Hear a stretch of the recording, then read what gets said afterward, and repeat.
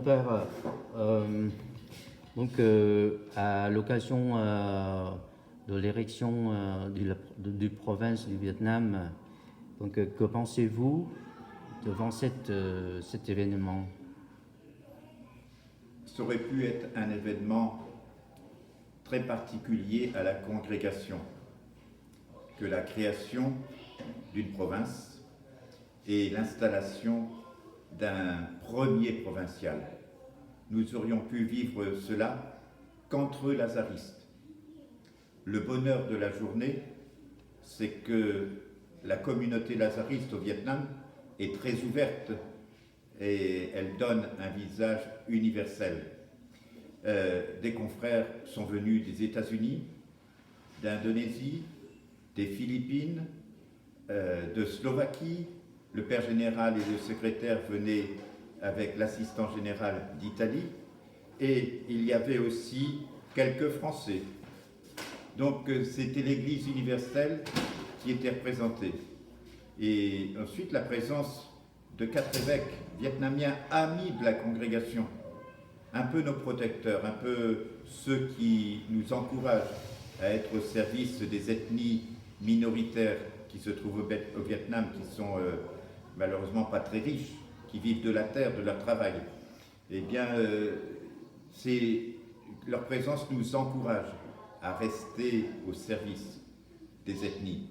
Et quand on apprend que l'ancien vice-provincial va partir au service des ethnies, vraiment, c'est un enracinement que cette mission dans le cœur de chacun des confrères. Alors, il y avait la présence aussi des filles de la charité qui nous accompagnent depuis longtemps ici sur cette terre du Vietnam.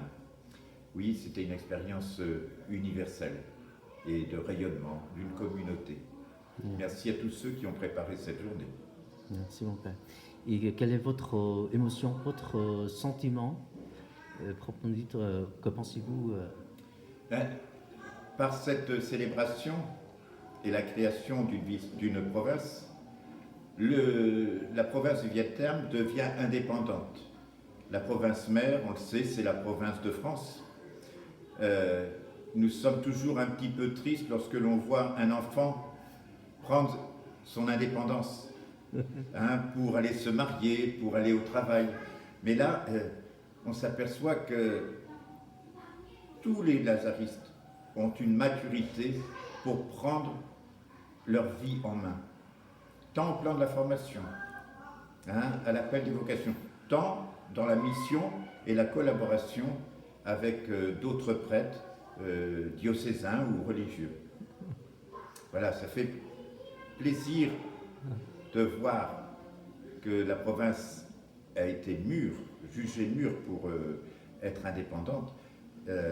C'est un petit peu triste pour nous parce que on va peut-être moins se déplacer au Vietnam, mais on sera toujours heureux d'accueillir des jeunes Vietnamiens qui viennent se former pour acquérir des diplômes, maîtrise, doctorat, ou peut-être même une simple licence, pour encore mieux servir l'Église et le Seigneur dans ce pays. Je vous remercie.